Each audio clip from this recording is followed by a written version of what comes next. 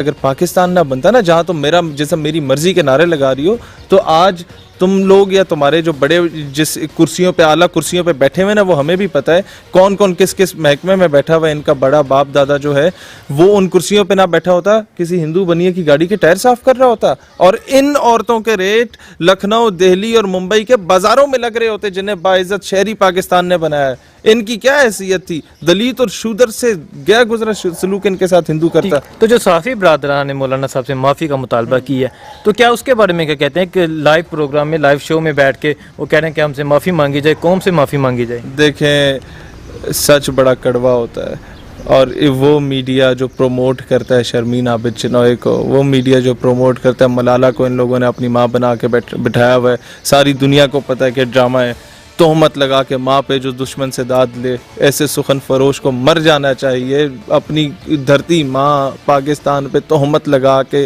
बैनुल-अक़वामी सतह पे वो नोबल और ऑस्कर प्राइजेस ले रहे हैं कि हर दूसरी औरत है उस पर तेज़ाब फेंका जा रहा है पाकिस्तान में, हर दूसरी औरत को स्कूल जाने से रोका जा रहा है। ऐसे लोगों को मीडिया ने चढ़ाया, झूठ बोला, फरेब किया। भाई किस चीज़ की माफ़ी मांगे? मैं तो तारिक जमील साहब से नाराज़ हूँ इस बात पर। आपने माफ़ी मांगी क्यों है? मीडिया को कहता हूँ खादिम रिजवी को बोलो ना माफ़ी मांगे, लग पता जाएगा माफ़ी मांगी कैसे जाती है।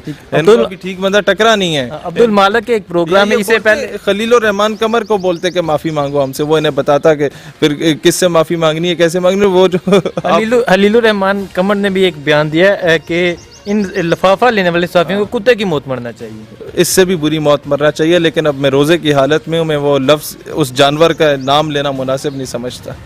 तो आपने देखा मालिक साहब के प्रोग्राम में इन्होंने रिजवी साहब के साथ जो, बल्कि रिजवी साहब ने जो इनकी तबीयत सुथरी की थी, मैं समझता हूँ तारिक जमील साहब बड़े सादा से आदमी हैं, इनको ज़रा टेक्निकल प्ले करना चाहिए था, इन्हें शट अप कॉल देनी चाहिए थी।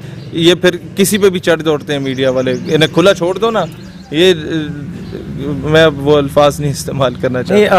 आपने कहा सादा आदमी है, तो क्या इसीलिए हमारे जो साफ़ी बरादरान अहमद मीर, अब्दुल मालिक, मंसूर अली खान, उन्होंने क्रिटिसाइज़ किया मौलाना हादम रिजवी साहब को, इसी वजह से उन्होंने वो बार बार मौलाना साहब ने माफ़ी मांग भी ली, फिर कह रहे कौम से भी माफ़ी मांगे। देखें, कौम से किस चीज़ की माफ़ी मांगे? जो बेनमाजी लोग थे उनको नमाज पे लगाने की। कौम से किस बात की माफ़ी मांगे कि जो तबलीगी आपके गेट के बाहर आता है, आप उससे झूठ बोलते हैं कि जी पापा सो रहे हैं, आप उससे झूठ बोलते हैं कि जी मेरे पेपर्स चल रहे हैं, आप उसे एक मुंह गाल पे थप्पड़ मारते हो, कहते हैं यार थप्पड़ मार दो कोई मसला नहीं है, आ जाओ नमाज पढ़ लो मेरे साथ। वो आपसे पैसे भी नहीं लेता, खैरात भी नहीं लेता, ज़कात भी नहीं लेता, सदका भी नहीं लेता, उसका अखलाक इतना अच्छा होता है, अपना घर बार छोड़ के तुम्हारी फिक्र में आया हुआ होता है। इस बात की माफ़ी मांगे वो? और तारिक जमील का क्या काम है?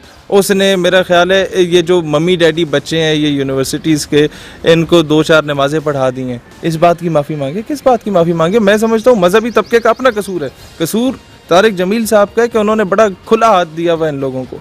कसूर तबलीगी जमात का है या दावत इस्लामी का कि इन्होंने बड़ा खुला हाथ दिया हुआ है, इन्हें औकात में रखा जाता।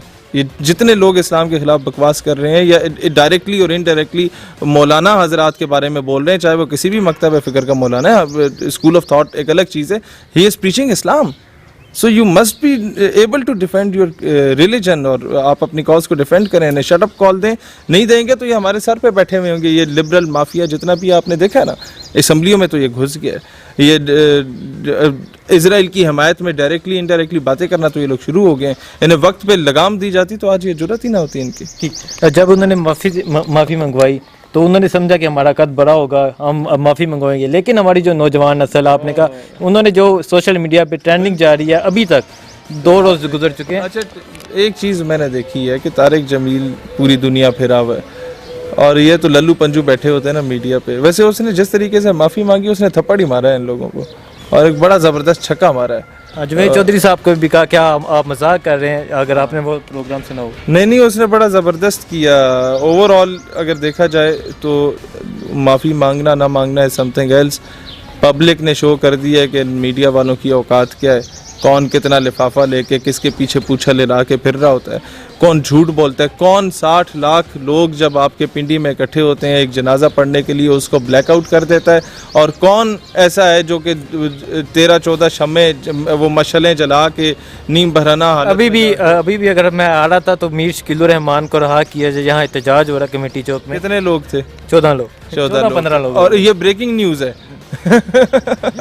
आगे आप अंदाज़ा लगा लें, 60 लाख बंदों का जनाजा वो नहीं नज़र आएगा। 12-14 निकल जाए सलमान तासीर की वो मोमबत्तियाँ लेके, तो वो जनाब पूरे पाकिस्तान में चल रहा होगा। ड्रामा है, झूठ है, फरेब है। वो औरतें निकली जनाब, हमें हमारा हक दो, क्या नाम था वो, सरफरोशी की तमन्ना, जब पड़े ना लितर और पुलिस ने की FIR, तो फिर कहते हैं जी हमारे साथ जाती होली है। तो भाई फिर सरफरोशी की तमन्ना किधर है? देखना है जोर कितना बाजू है कातिल में, किधर है भाई वो शेर? कहाँ भगत सिंह, कहाँ उसके साथ तुम लोग जाके मिल रहे हो? कहाँ ची गुवेरा, कहाँ जाके मिल रहे हो? वो ची गुवेरा और भगत सिंह को भी बेचारों को तरस आता होगा कि यार हम इतने गए गुजरे थे कि ये लोग हमारे पीछे चले गए। वो एक उनका मकाम हुआ करता था माशरे में, फ्रीडम फाइटर्स थे वो लोग। लेकिन मसला ये है कि हर चूड़ा चमाड़ उनके पीछे जाके समझता है कि आज हम भगत सिंह बन गए। वो उन दोनों शख्सियात को अगर देखा जाए तो वो कभी भी इस्लाम के बारे में गलत नज़रियात नहीं रखते थे, अदब की निगाह से ही देखा करते थे। ठीक, आप साफ़ी ब्रादरान को क्या पैगाम देना चाहते हैं जो उन्होंने ये एक स्टेप उठाया कि उन्होंने एक आलम, हमारा माशरा इस तरफ चला गया कि हम आलम दीन से माफ़ी का मुतालबा कर रहे हैं?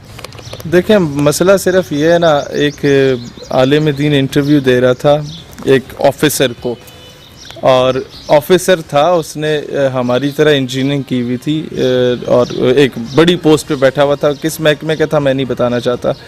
तो उसे ख़तीब रखना था मस्जिद का, तो वो इंटरव्यू देने आया। तो आलिम दीन से उसने कहा जनाब अच्छा आप सुनाए फ़लाँ दुआ, आप सुनाए फ़लाँ कलमा। उसने सुना दिया।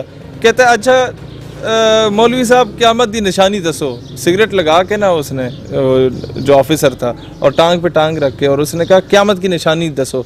उसने कहा क़यामत की निशानी ये है कि एक अनपढ़ जाहिल गवार एक आलिम दीन से इंटरव्यू ले रहा होगा। ये हाल है हमारे जो इंटरव्यू ले रहा होगा कि मैं तुम्हें इस काबिल समझता हूँ अपनी मस्जिद के लिए या नहीं समझता।